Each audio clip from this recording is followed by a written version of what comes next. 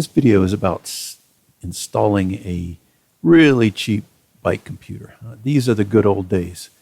$3. I ordered 2 of these things. And I got it to work.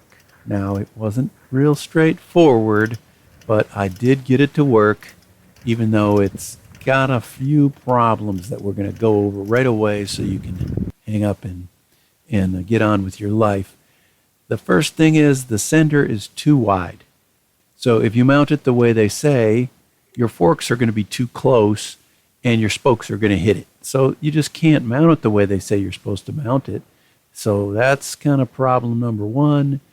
And then the other problem was when I tested it out, I rode my bike first and it was reading 0, and I just did this little test here, spun the wheel, and it wasn't reading.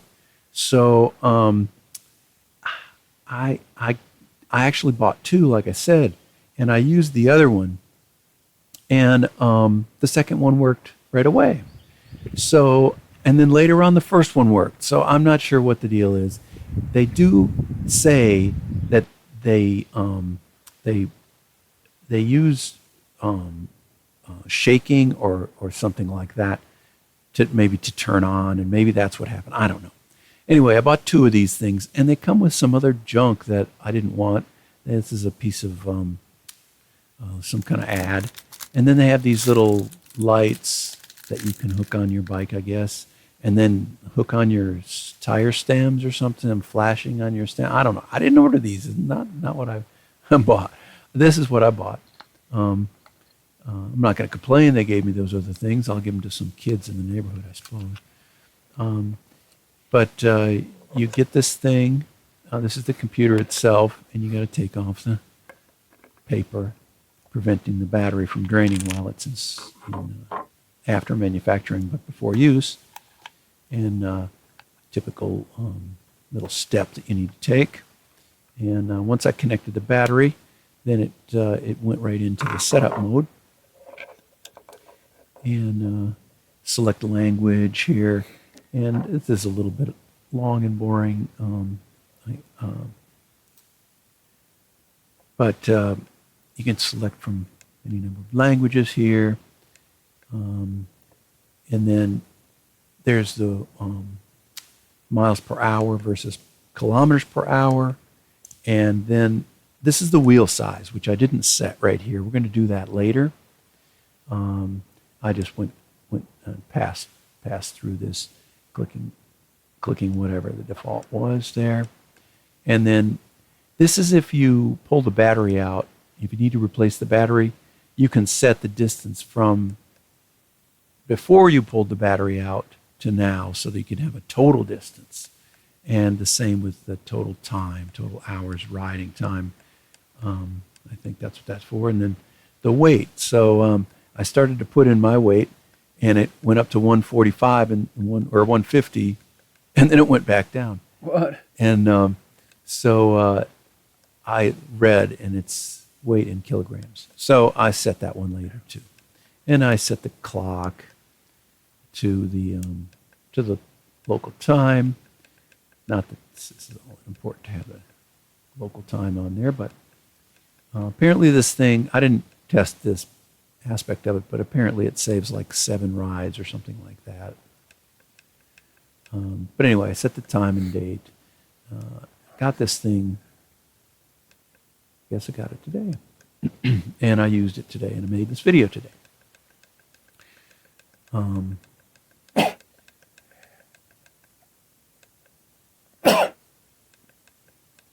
Bless me. Haha. Okay, so you get this little multi-language book, and these are the things that are in the box. And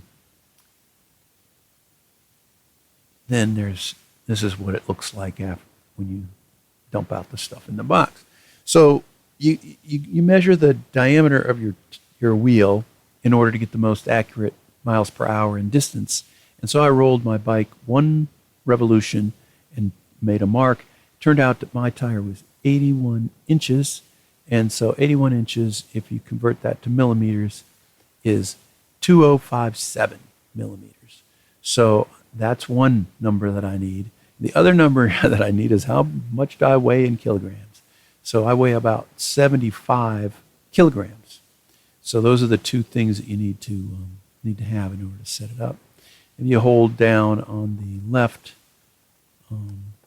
button there, it'll go into the setup, and just keep on going till you get to what you need. And here's where I need to set the number that I just looked up. 2057, I think it was.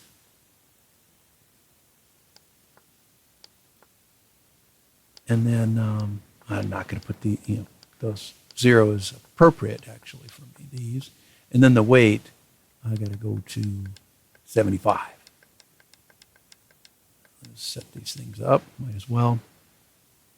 So that's that. And then just skip through the rest of these things that I've already set up. And so we're back. There's some displays you can choose when you're riding. I actually like scan because then it flips through all the stuff. Anyway, back to clock. So here is the mounting of the sender unit, and like I said, it's in the way. You can't mount it the way they want you to mount it. So even all the way up at the top, it's still going to hit the spoke. So you got to figure out something else. And so what I did is I just used some double stick tape. Here's the magnet mounted on the spoke. And I just used some double stick tape that I happen to already have. This did not come with it, obviously. So I put the double stick tape on the sender unit, and I cleaned off the fork with some alcohol.